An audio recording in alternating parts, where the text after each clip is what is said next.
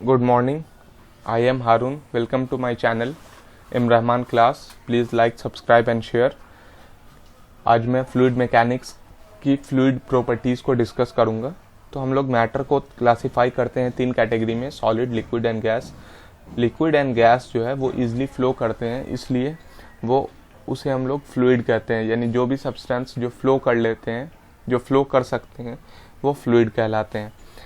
और fluid mechanics क्या होता है, ये एक्चुअली साइंस का एक ब्रांच है, एक पार्ट है जो फ्लूइड के बिहेवियर को, फ्लूइड के मोशन को, फ्लूइड के कंडीशन को डिस्कस करता है। ओके, अब रियल लाइफ में फ्लूइड मैकेनिक्स का क्या एप्लीकेशन है?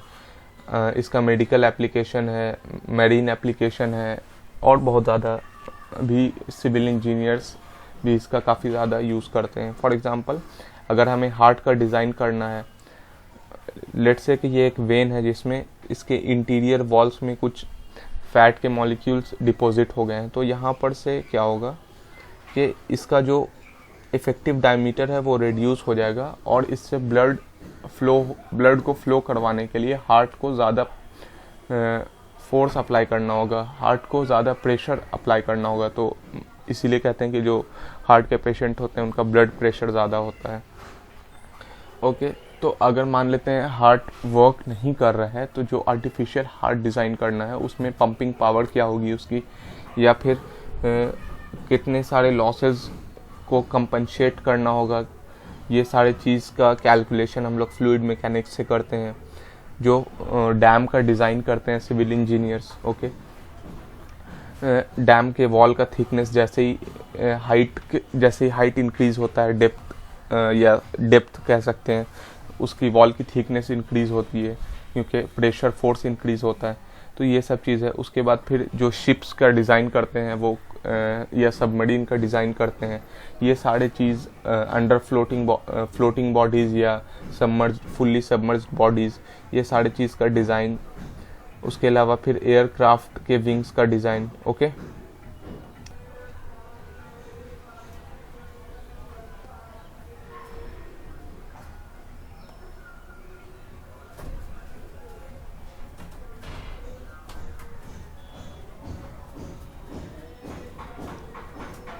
सो we will discuss about the liquid and gas. Liquid और गैस में क्या डिफरेंस है? सिंपल बहुत सारा डिफरेंस है जो हम लोग देख के फिजिकली उसको समझ सकते हैं। जैसे कि फॉर्मेशन ऑफ फ्री सरफेस। अगर लिक्विड को किसी भी कंटेनर में हम पोर करते हैं तो उसमें एक फ्री सरफेस का फॉर्मेशन होता है, लेकिन अगर किसी भी कंटेनर में, क्लोज्ड कंटेनर में गैस है, तो गैस का कभी भी फ्री सरफेस नहीं बन सकता, वो हमेशा रैंडम मोशन करते हैं। ओके, ये तो एक मेजर डिफरेंस हो गया। उसके अलावा और भी बहुत सारा इंटरमॉलिक्यूलर फोर्स लिक्विड में ज़्यादा होता है। लिक्विड में कोहेसिव फोर्स ज़्यादा डोमिनेट करता है। ओके, एडहेसिव फोर्स भी ज़्यादा होता है। ये सारे डिफरेंसेस हैं लिक्विड वर्सेस गैस में।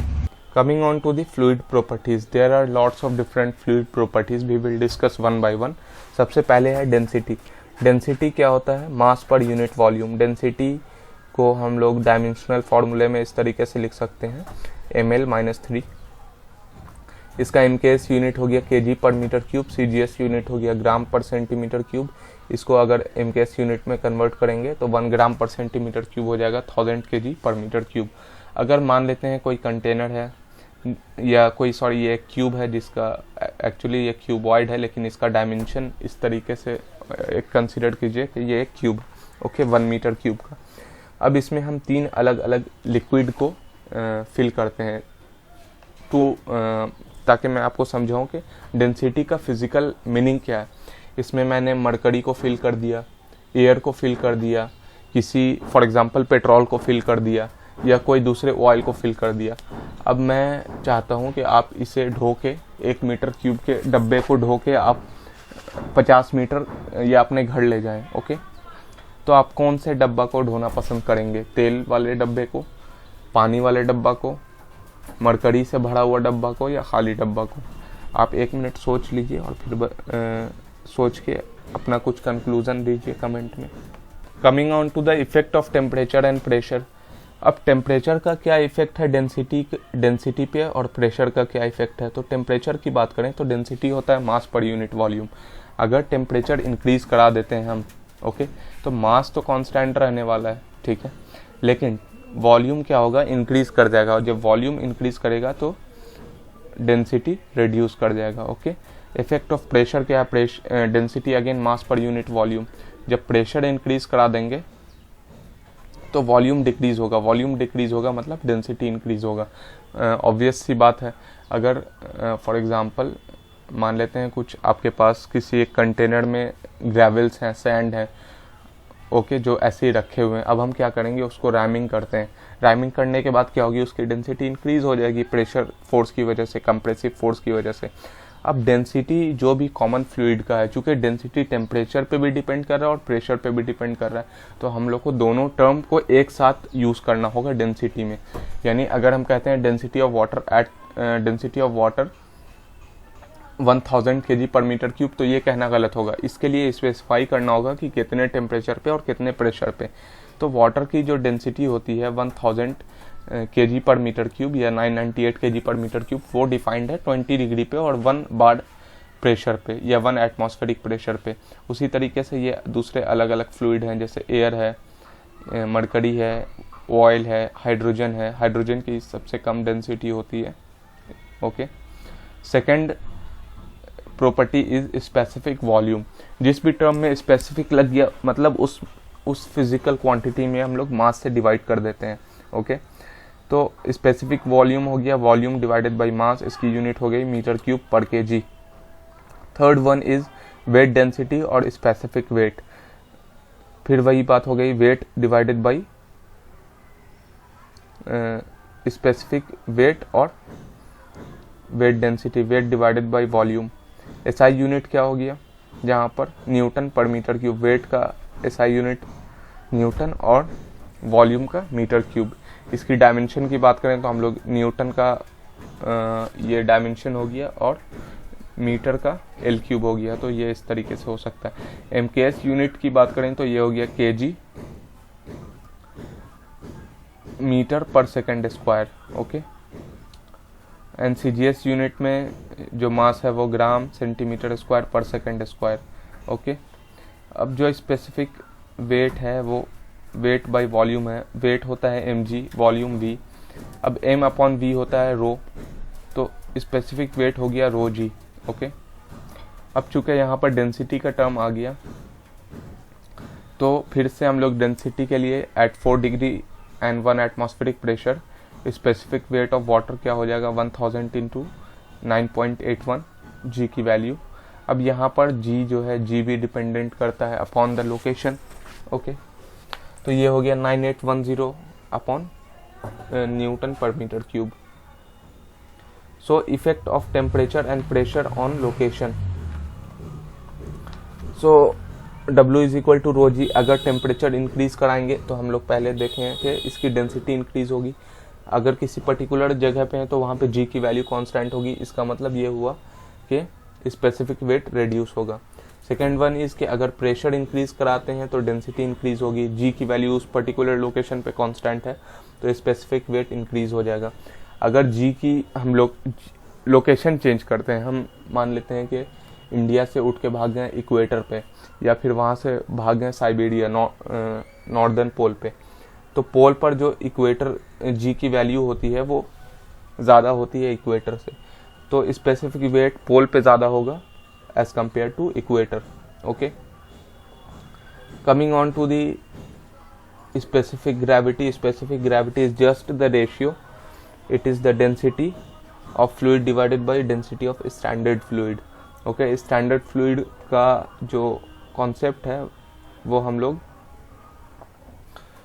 स्टैंडर्ड फ्लूइड को अगर इंडियन ऑथर कहते हैं कि स्टैंडर्ड फ्लूइड अगर लिक्विड में लेना है तो हम वाटर लेंगे और गैस में लेना है तो हम लोग हाइड्रोजन को लेंगे या एयर को लेंगे। लेकिन फॉरेन ऑथर कहते हैं कि स्टैंडर्ड फ्लूइड हमें चाहे लिक्विड हो चाहे गैस हो, दोनों फ्लूइड है, उसमें हम वाटर लेंगे और 4 डिग्री और 1 एटमॉस्फेरिक प्रेशर पे जो वाटर की डेंसिटी है वो 1000 kg पर मीटर क्यूब होगी।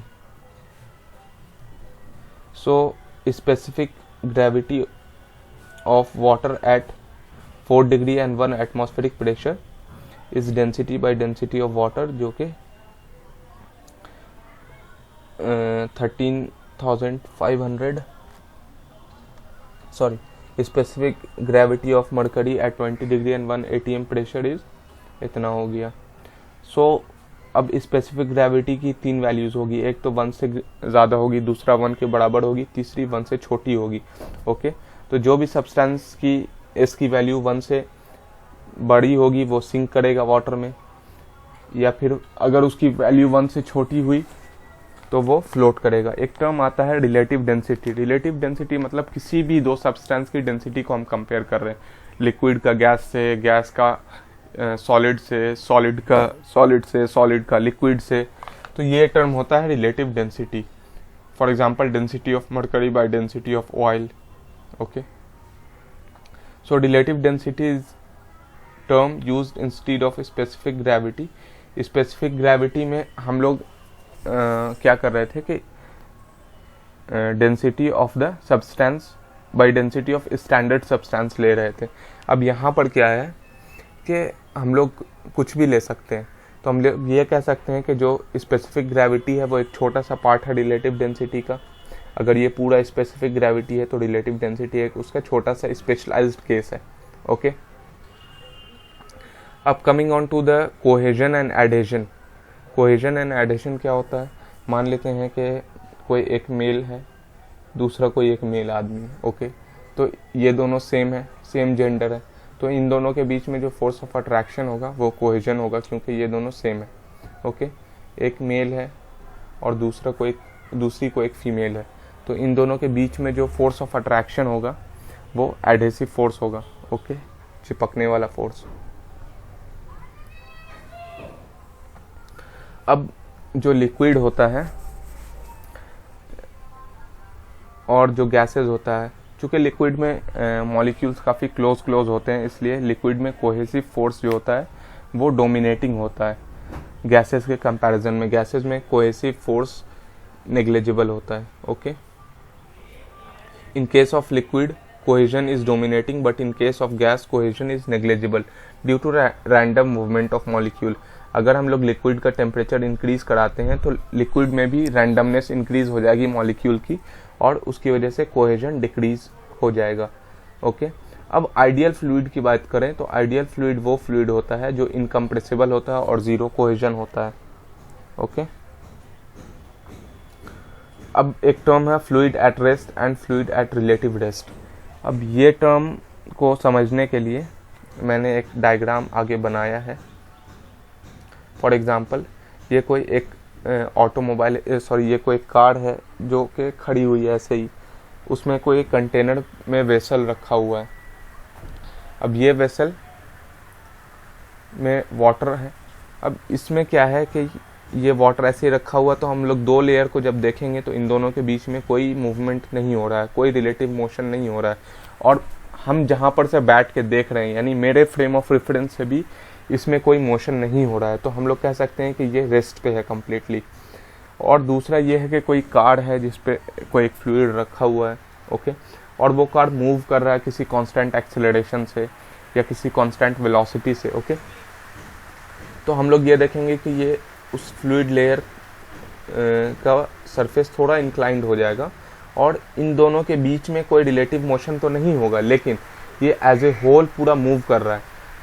तो हमारे फ्रेम ऑफ रेफरेंस से ये मूव कर रहा है, लेकिन इन फ्लूइड लेयर के बीच में कोई रिलेटिव मोशन नहीं होगा, तो ये हो गया फ्लूइड एट रिलेटिव रेस्ट, यानी एक मोशन हो रहा है, दूसरा नहीं हो रहा। ओके, थर्ड वन इज, मान लेते हैं कि अगर कोई कंटेनर है, कंटेनर में मैंने पानी फिल कर दिया है और उसको हम किसी स्पीड से रोटेट कर रहे हैं, तो इसमें इस तरीके का सरफेस फॉर्म होगा।